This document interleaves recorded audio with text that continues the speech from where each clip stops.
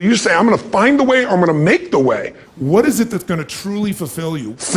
Getting things is not going to make you happy. You want clients for life, not just customers. They want you to supply them more information. He never thought through an exit strategy and he got almost nothing for it. There's a resource that people believe is missing. But failure comes from all the little things. Activity without high levels of purpose is the drain of your fortune. So use your body and your voice. He's an American motivational speaker, personal finance instructor, and self-help author. He became well known from his infomercials and self-help books. In 2013, Forbes estimated his net worth to be $480 million. He's Tony Robbins, and here are his top 10 rules for success. Ultimately, if you're going to have lasting change in anything, you're really talking about just raising your standards. I always tell people, if you want to know how to change your life, I give it to you in 3 words, boring as it sounds: raise your standards. And what does that mean? Corny as it sounds. Raise your standards. Oh, thank you for the breakthrough thought, Tony. I'm glad I wasted my time watching this little email with you. But think about it. Lasting change is different than a goal. You don't always get your goals, but you always get your standards. Maybe it'll help you is to think about it this way. I try to explain standards to people with a different set of words. Think of it as everybody in life gets their musts. They don't get their shoulds. Like, think about it. Most people have a list of shoulds, don't they? Don't you have a list of the shoulds, things you should do, you should follow through on? I should lose some weight, I should work out more, I should make more calls, I should respond more rapidly to my email, whatever, you know? I should get into the office earlier, I should be, more confident. Whatever your should list is, people love to have their should list be met, but it's kind of like New Year's resolutions. If it does, it's really exciting, but if it doesn't, which is most of the time, it's a little disappointing, but you kind of know it's not going to happen.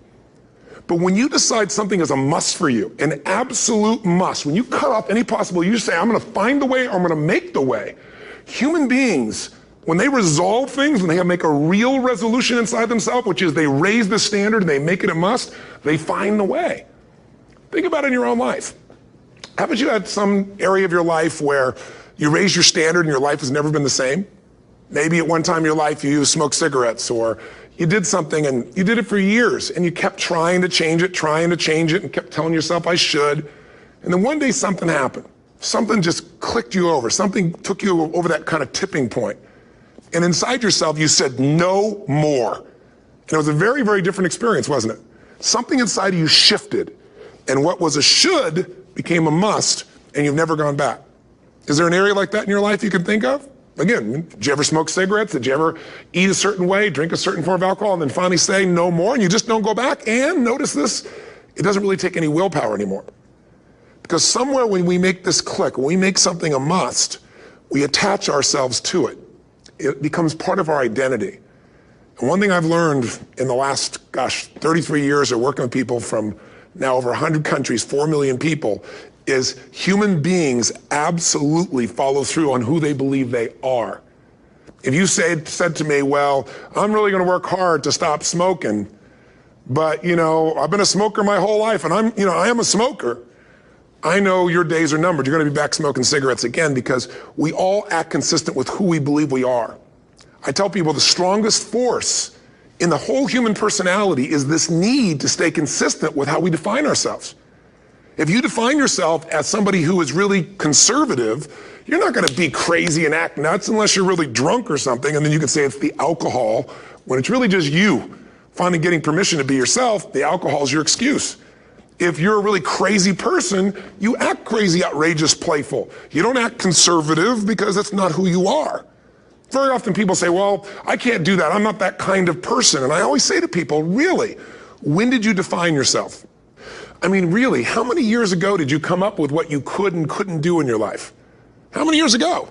Most people, if they really look at how they're living their life today, it's based on a set of standards, a set of beliefs that they made choices about 10, 20, 30 or more years ago. Very often we made decisions in our youth or very young about what to believe, about what we were capable of, about who we are as a person, and that becomes the glass ceiling, if you will, that controls us. There's a corny metaphor, but it's true. I remember one time I was with my family at the circus, and there was a person there, and they had this big, giant elephant. And you look at this elephant, and they take this little rope, put it around the elephant's neck, and they drive this stake into the ground. And I mean, you look at this and you know that elephant could rip down the entire tent with almost no effort. And yet the elephant doesn't struggle, doesn't try. Why? Because the elephant's conditioned. And they take that elephant and condition the elephant when it's a baby elephant. That's how they train them. When it's a little baby elephant and it doesn't have the power yet, they put a big rope around it and they drive this huge stake in the ground, and the elephant fights and fights and fights. And one day, finally, that elephant decides, I'm not capable of pulling this out. And once that becomes the definition of an identity of anyone, an elephant in this case, they don't even try anymore. It's just who I am, that's how it is, that's just the way it is in my life. I'd like to ask you to take a look at any place you've got a limitation and ask yourself, when did I decide to accept that limitation? And you may not even see it as a limitation, you might see it as just that's who I am. But so often in our lives, we've adapted to be a certain way so that we don't fail or so that people will like us or respect us, but it's not necessarily who we are. Joy comes when you're spontaneous. It's really hard to be truly happy when you're not being yourself. And most of us have no clue who we are. And so a big part of my work, if you've ever been to an event, you know, is to get people to do things spontaneously without thinking, because that's when the real you shows up. That's when the energy comes alive. And when you do that, when you start to connect to your true nature, suddenly there's energy available for you to set a higher standard for what you want in your life. That's what this is really all about. And when I talk about standards, when I talk about, shoulds versus musts, think about your own life. I know there have been areas in your life where some point in time you just shifted and you raised the standard and your life changed. Because whatever people have their identity attached to, they live. We live who we believe we are. That's just how it works. It's just kind of like, I'll give you an example. Look at your physical body. Your physical body today is an absolute reflection of only one thing, not your goals, not your desires, but your standards. The identity you have for yourself. If your standard is you're an athlete, then there's a certain amount of strength, a muscle tone, and energy that's available in your body on a regular basis because that's who you are. And so you do whatever's necessary to maintain that identity. Again, the strongest force in the human personality is this need to stay consistent with how we define ourselves. Because if you don't know who you are, you wouldn't know how to act. Once you lock in on that identity, your brain finds a way to keep you there. If you say, man, I'm overweight, I've always been overweight, I'm big boned, and that's the story you've got, then you're gonna always find a way to get back there. That's your settling point. That's your identity. That's where things lock in. If you see somebody who's in really great shape, you ask them, do you work out? You know the answer. Yes, how often? And they'll tell you 3 times, 4 times, 5 times a week, whatever. In a seminar, I'll ask people, who here works out at least 5 days a week? And I'm stand up. And you look around that room and you know that they work out 5 times a week because you can see their body. You don't just get a result without some kind of action, without some form of ritual. Ritual meaning actions you do consistently. Now, do you think those people that are out there working out 5 days a week, do they have more time than you do? Or I have, or anybody else? Of course not. Is their life less busy? Of course not. It's just a must for them. They must work out that way, and they've made that turn and their life's changed. So I'm not saying you have to work out 5 days a week. I'm just saying whatever you really want, wants don't get met consistently. Standards do. Whatever you identify, this is who I am. And so it's not so much about changing your identity as there's expanding it. Deciding that, instead of your goals to lose 10 pounds, which is not compelling, what if your vision was to get back to my fighting weight? This year, this month, this next 90 days, I'm going to transform my body. I'm going to take on a new challenge. I'm going to find some technique or strategy, there's a million of them, that can reframe myself where I want to feel younger, stronger, more vibrant than ever before. Here's my reasons. Because I want the energy to really make my life work. Because it's tough out there and I want to be stronger than I've ever been before. I want to go in front of the mirror and if I'm naked, not, want to laugh. I want to look there and take a good look and go, yeah, I'm proud of whatever I see there. Whatever it takes, something's going to make you laugh, smile, something that's going to tease yourself, but something's going to move you to another level. If you identify yourself in a new way and you own that every day, and that becomes the standard of how you live, you'll find the way to make that standard real. Money's the same way. Think about it. It doesn't matter what's happening, quote unquote, in the marketplace. People that make money find a way to make money no matter what, don't they? I mean, most people's standard is to pay their bills.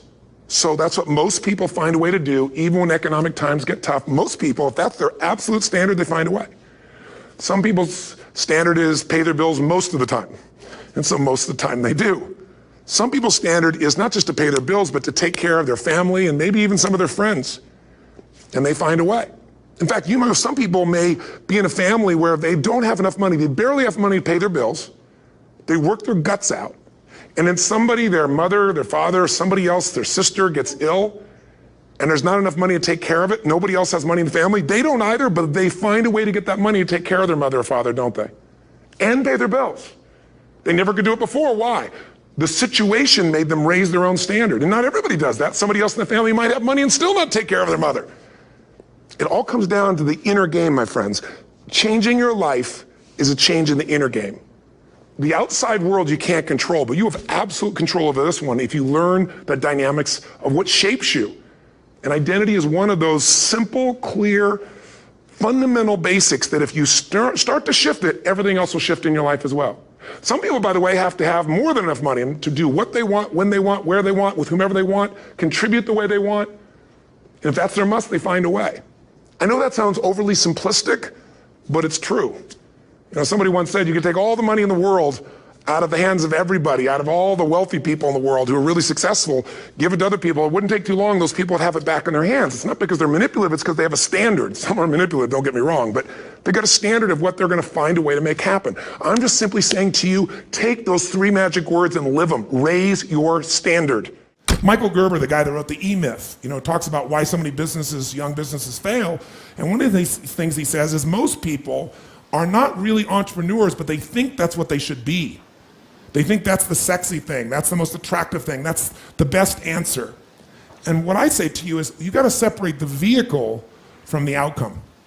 What is it that's going to truly fulfill you? What is it that's going to give you that extraordinary life? What's going to make things magnificent on your terms, not somebody else's terms, not your father, your mother, your background? What is that really? Separate the vehicle, because there's many ways to get to that vehicle. But I'm saying sometimes you got to reevaluate what's going to really make you fulfilled. What is your gift? Are you an artist? Are you the talent that can produce something no one else produces as a skill or a product or a service or some impact? Are you incredibly good at management? You really know how to manage or lead people? Are you an extraordinary entrepreneur that can take that gigantic gut load of risk and can create the vision and attract the talent that you need and the managers and leaders? You may have all 3 abilities, but which one really fulfills you the most is going to be the critical question. Because we tend to want to do them all, especially in a room like this, because you're all overachievers, right? Me too. And you say, well, I can do all these. Yes, you can, but what will it do to your quality of life? See, again, the secret's going to be this. What is an extraordinary life on your terms today? Getting things is not going to make you happy. That's good news in a tough economy. It's a good reminder. It doesn't matter what you get. It doesn't matter whether it be money or opportunity. All those things might excite you for the moment. Even a relationship, as magnificent it may be, might be exciting for a while. But if you don't keep growing, that relationship isn't going to stay exciting. So the secret to real happiness is progress. Progress equals happiness. And if we can make progress on a regular basis, we feel alive. And that's why at the beginning of the year, we get this thing like, okay, I can have this fresh start. I could really do what my soul desires. I could expand. I could grow. I could improve. I could change. Or maybe better than change, I could progress. See, think about that. Progress is an aliveness to it, doesn't it? You don't have to work at changing. People say all the time now, well, I'm working on changing. Don't worry about it. You don't have to work on changing. Change is automatic. Your body's going to change whether you want it or not as the years go by. And no matter how hard you work, there's going to be some changes going on there. The economy is going to change no matter what you want it to do. The weather is going to change. Relationships are going to change. Everything in life is always changing. We don't have to work on change. Change is automatic, but progress is not. So if you want to make real progress, then you really got to look at your life in a different way. You got to say, I got to take control of this process and not just hope it's going to work out like people do who make a resolution. Treat people at the end of the relationship like it's the beginning and there won't be an end. And that's not just your intimate relationship. What if your customers, what if you fell in love with your customers, with your clients, more than your product, more than your company? If your entire life is about meeting their needs, if you would do what for your customers and clients, you would do what? If you love your customers and clients, you do anything, guess what? They're going to love you. But most people love their customers and clients as long as they buy from them, do what they want, respond to them. And when they don't, they go, that's the end. You want clients for life, not just customers? Fall in love with them. It's a different focus, isn't it? It's a different meaning. And that creates a different life because you make decisions differently from that place. What does it take to create world-class marketing? What is the unique selling proposition? What is what we call value-added marketing, VAM? Today, most people are sick and tired of advertising because where is it? Everywhere. In fact, I got a question for you. How many of you in this room do not even see banner ads anymore? Literally, it's there, but you don't perceive it. Like your brain literally washes it out. Raise your hand if that's true. Keep your hands nice and high and look around the room right now, and you'll see 98% of the people wash it out. So don't buy them unless you're going to create something really unique. It's a total waste of your money and your time in the world we're in today. Today, what creates marketing is when you don't just market, but you add value to people. You do something, you teach them, you give them an insight, you give something valuable that costs them nothing, and then they look to you as an expert. They look to you as a person that adds value. They want you to supply them more information, more experience, more products, more services. If you've made this whole business about meeting your needs, you can run a successful business, but it'll be a job because you'll never be able to sell it. Because if it's just meeting your needs, it's not a system. It demands your attention, your connection. It's giving what you want. But ultimately, it's not going to give somebody else what they want, so you can't sell it. If you can't sell your business, if you don't have an exit strategy, you have a job.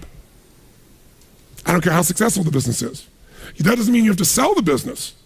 But one of the most important decisions you make in business is, ultimately, if I was going to sell this, if I chose to, I have to know who would I sell this to so that I have long-term value, not just an income along the way. I have this critical mass hit. I get a multiple of my business. And most people don't have a clear exit strategy. They think I'll come up with that someday. You got to start with that end in mind. That's got to be part of your focus if you're going to be successful in your business. I can remember a gentleman who's built CAA in Hollywood, his largest, most successful agency, right? Michael Ovitz, remember that name? He put together Nike and Coca-Cola and these billion-dollar deals. And eventually, Mike Ovitz went to go sell that business. He'd never thought through an exit strategy, and he got almost nothing for it. Because the laws prevented him from selling it to a studio. He had to sell it to some of his employees for pennies on its real value. Now, Mike found a way to make money later on in another place off of Disney. But the bottom line is, the guy didn't have an exit strategy. Even though it was brilliant, made lots of money, in the end didn't get the value. Whenever people fail to achieve their goals, 99.9% of the time, and you ask them why, they'll tell you it's because of a lack of resources. That's what all these things are. I didn't have the support, right? I didn't have the money. We didn't have the time. We didn't have this. We didn't have that. There's a resource that people believe is missing. And that resource, belief structure, then keeps people from ever being able to really lead. Because what leaders do is they find a way to maximize whatever resources they have, as little as they may be, and they don't believe in limited resources. I'll give you an example. Let's take a business example to start with. In 1974, a guy named Sam Walton had built his little company up. He came up with an idea. He started with $20,000 in, I think, 1962, if I remember right. But by 1974, within 12 years, he had 78 stores. And you know how he did it? In the middle of the night, he'd drive across the border and he'd go and study other people's stores. He'd buy everything the cheapest he could in the middle of the night. He'd go to other people's stores. Whatever was working, he figured out. Success leaves clues. He came back and did it in his store. Whatever was working in any store, in any competitor, anywhere he could do it, he did it. So he figured out how to maximize the little resources he had, his 20,000, built 78 stores, and if you read any of the people following him, the company had gone public in that year, they were all saying, this is it. He's maximized his resources. I mean, he only has so much money. There's only so many cities that are going to appeal to this discounting mentality, right? This is it. This is all he can do. And the word on Wall Street was sell. Now, what's interesting is at that time, you look at Sears and Kmart, and they were gargantuan companies, weren't they? 20, 30, 40, 50 times, 100 times his size or more, probably. And at that time, they were the leaders, and they knew what's going to happen. But did things change, yes or no? Did he suddenly get mass amounts of capital? No. Here's what they didn't understand. Sam Walton now, or the Walton organization, Walmart, is the most successful retailing operation on earth. And when you talk about Bill Gates being the richest man in the world, that's only true because Sam's fortune is divided up amongst a bunch of different family members. You put them together, they dwarf Bill Gates. Sam Walton did this. How did he do it? What people underestimated is that this guy could go to 4,400 stores, do 250 billion. Where's Kmart today? And they've been shrinking. All of them have been shrinking. And he's the dominant force on earth. Here's the thing he understood. Resources are interesting, but the ultimate resources are the feelings of emotion that make you resourceful. Think of it this way. Resourcefulness is the ultimate resource. What do I mean? What are the emotions that make all this possible? What's the fuel that takes an idea from being in your head where you intellectually know what to do? How many have had an idea, for example, was a great idea, you're excited about it, and then you didn't do anything. One day, there you saw it on the shelf, you saw it somewhere else, someone stole your idea. How many have had this happen? Say, I. The only difference between you and that person was not that they had more resources, they were more resourceful. Success and failure are not giant events. They don't just show up. You don't just suddenly become successful or suddenly have this cataclysmic event that makes you fail. It may look that way, but failure comes from all the little things. It's failure to make the call. It's failure to check the books. It's failure to say, I'm sorry.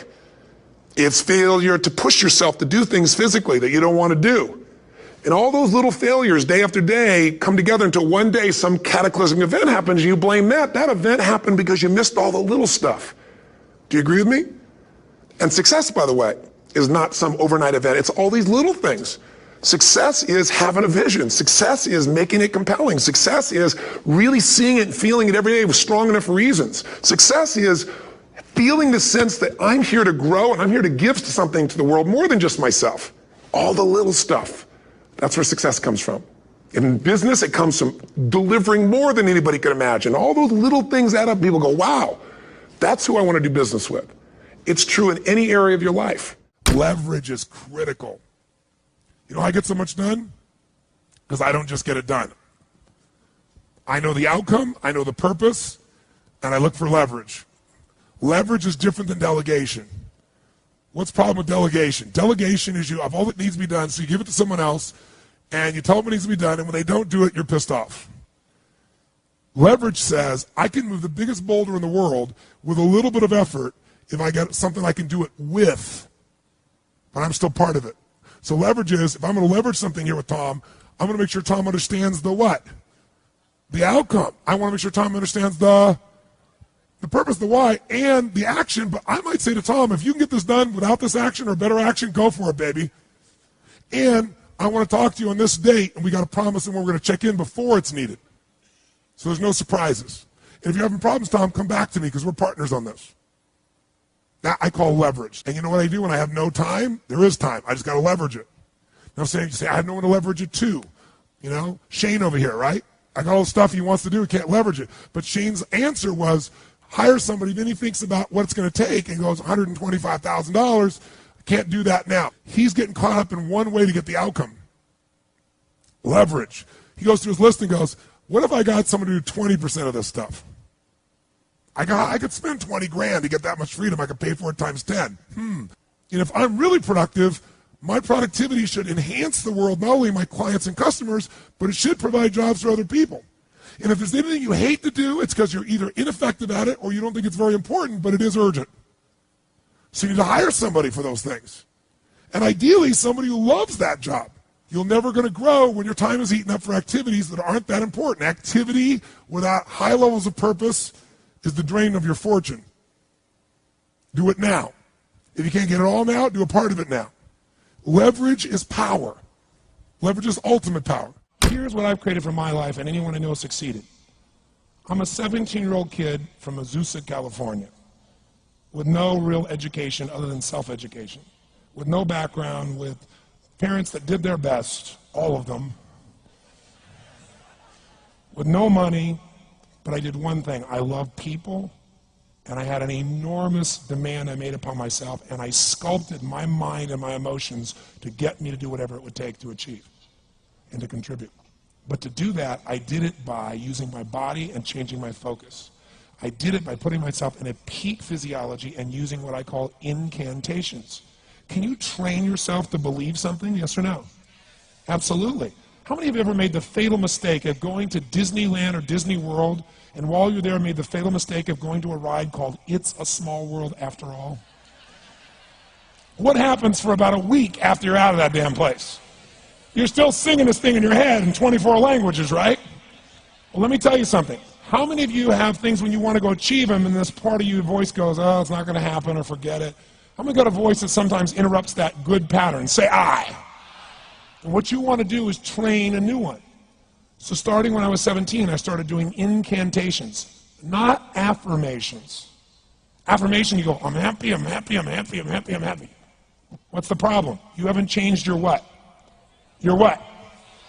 Physiology. If you don't change your physiology, you won't get anything. So an incantation is not only you speak it, but you embody what you're saying with all the intensity you can. And you do it with enough repetitions that it sticks in your head. Like It's a Small World, now the conversation in your head is always the same and it gives you what you want. So you use your body and your voice.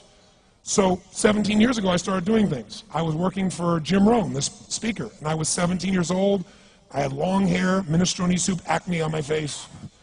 And I was trying to call on Bear Stearns type of people and convince them why they should go to this man's seminar and be more successful. I was driving a 1968 Volkswagen that I had earned at $40 a week as a janitor. The only way I did it was park far from the building and then go in, and I love people and I believe, but I put myself in state, and I was able to influence people that were far more successful than I was at the time. I would do something that I still do backstage and have done for 23 years because I don't hope I'm going to be in a good state, I demand it. So I do an incantation using my whole body. I'd say, I now command my subconscious mind to direct me in helping as many people as possible alive today to better their lives by giving me the strength, the emotion, the persuasion, the humor, the brevity, whatever it takes to show these people and get these people to change their lives now. And I would do that literally driving in my Volkswagen to a meeting in LA on the freeway for 40 minutes. People are looking at me, I'm screaming at the top of my lungs. They're going, I know he's a serial killer, I know he is. But by the time I entered that room, when two people meet, if there's rapport, the person who's most certain will always influence the other person. And I was totally certain, and they were trying to get revved up to certainty. Do you agree with this? Yes or no? I do another one because I was poor. I changed my mindset. I kept doing things, but I never got beyond it. I'd say God's wealth is circulating in my life. His wealth flows to me in avalanches of abundance. All my needs, desires, and goals are met instantaneously by infinite intelligence, for I'm one with God and God is everything. And I would imagine the abundance of my life, and I would feel so grateful. And a year later, I went from making $38,000 a year to making $1 million a year in 1 year. Thank you so much for watching. I made this video because Subhash Limbu and my cameraman Jason asked me to. So if there's a famous entrepreneur that you want me to profile next, leave it in the comments below and I'll see what I can do. I'd also love to know which of Tony Robbins' top 10 rules was the most impactful on you. Leave it in the comments and I'll join in the discussion. Thank you so much for watching. Continue to believe, and I'll see you soon.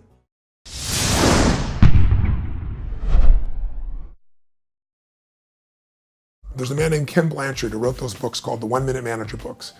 And he said something very early in my life. He said, Tony, a business will always consume whatever's available. And he said, I see you're coming out with your first book. I was 24, it was Unlimited Power. And he goes, you're coming out with this book, I think it's gonna be a big success. Do not put that money in your business. Take that money and put it into a separate investment account that nobody else touches. He said, I'm telling you, the business will get all the benefit of all the media, of all the things that come to it, but the actual dollars of that should stay out. He said the same thing when I had an infomercial. He said, take that money and put it aside. Well, it was some of the best advice I'd ever gotten in my entire life because I put it aside, and there were times that money was needed. But I was like putting it in a chapel. It was like putting it where it was sacred money and it was not going to be touched. If someone came along and said, you have no money for your business, but guess what? Obama just raised the taxes 20% more for your business, you'd scream, you'd yell, you'd be upset, and you'd pay it. So why not put your family first? Why not have a portion of what you own, or what you earn, I should say, for yours to keep? It doesn't go to Kate Spade, it doesn't go to Wall Street, it goes to your family. And the way you do that is you tax yourself. It's a wealth tax. You go, that's my freedom fund, and that comes off the top, and the secret is automated so you don't see it. That's really the most important. Very often you're getting what you're asking for, you're just not aware of how general you're asking. Clarity is power. The more clear you are about exactly what it is you want, the more your brain knows how to get there. Your brain is a servo mechanism. It's like a bomb. Those bombs, those missiles, they have a servo mechanism. So if the target moves, it knows what the target is, it follows it. Your brain, when you condition it, knows exactly what to go for and it'll find a way to get there. Did you ever buy a certain outfit or a certain car and suddenly see that car outfit everywhere? How many of you have had that experience? Say, aye. How come that car outfit's everywhere? It always was everywhere, but now you notice it. And the reason is because there's a part of your brain called the reticular activating system, the RAS. That part of your brain determines what you notice and what you don't notice. Your brain spends most of its time trying to make sure you don't notice because you'll go crazy if you notice everything. But when you decide what's most important to you, your brain goes after it. Everyone I know who's successful builds what I call an RPM plan. An RPM is built on the metaphor that the way to get from where you are to where do you want to go to the fastest is you got to build power, like in a car, RPMs. And the R stands for they know the result they're after. They know what they want precisely. If you don't know exactly what you want or you let yourself get beyond that into something general, you're not going to achieve it. Clarity is power. You got to know the specific result you're after. What do you want? If you can't answer that question right now in your personal life, in your body, in your relationships, in your finances, in your spirituality, then you're not going to be as fulfilled as you want to be. Here's my assignment for if you want one. If you want to go from conversation to some action, here's a simple thing to do. What's an area of your life right now that you really want to improve? What's an area that's important to improve? If your body's great, how about your career? If career's great, how about your relationships? Intimate one especially, or your kids, or your relationship with your creator, your spiritual side of your life. Or is it your finances? Figure an area that really matters. Decide on that area. Number one, write down what your life is like in that area right now as specifically as possible. So you might say, well, I'm 13.5 pounds overweight, whatever the weight is, whatever the situation is, or my body fat's like this, or I wake up exhausted in the morning, and you write the truth of where you are right now. So you're real clear. Or I'm not in a relationship. I say I want a relationship, but I'm not in one, and I don't seem to find them. All the good ones seem to be gone is my belief. And I really do want one, but I don't have it. Whatever your definition. Or I'm in a relationship, and God, I wish I wasn't in a relationship. I'm planning my escape. Wherever you are. Or I have a wonderful relationship. We love each other, but there just isn't enough passion. Just write the truth of where you are. The area you want to change, but write how it is. And then the second step is, and this is where you got to be really honest with yourself. What are the rituals that have put me there? Because whatever results you're getting, even if you don't like the results, there's some rituals that are keeping you in that place. There's some rituals of what you eat or don't eat, how you move or don't move, how you sleep or don't sleep. There's some rituals in the lack of variety or spice or energy or focus in an area. There's something you're doing, and it's usually not one thing, it's a bunch of little things that you kind of do consistently whenever you think about getting in a relationship, whenever you think about working out, whenever you think about money. You get yourself in a state of overwhelm. You start thinking about all the things you can't control. Just write down all the rituals you have, and then here's the third step. What do you want? What's your vision? And be really specific. I want to be my fighting weight. I want to be the strongest I've ever felt. I'm going to turn whatever it is, be specific. And then, last step, number 4, what are the rituals that'll get you there? What would you need to do differently each morning if you're going to be that kind of energy, that kind of strength? How often would you work out? What days would you work out? What time? A ritual is something you do consistently, usually at a specific time, so it becomes automatic. Let me tell you something. Willpower doesn't last, but rituals can last a lifetime.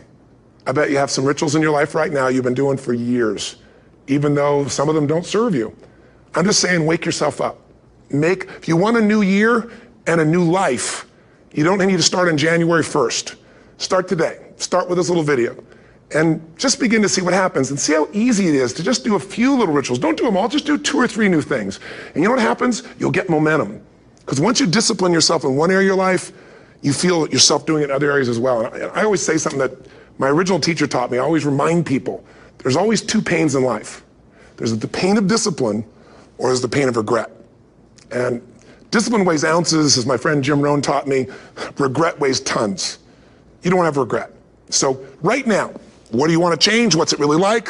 What are the rituals that got you there? That'll take a little homework. If you're not sure, ask the people around you. They'll tell you what your rituals are. What do I really want in depth? What are the rituals that'll get me there? And then get yourself to start a few of those actions and lock them in place.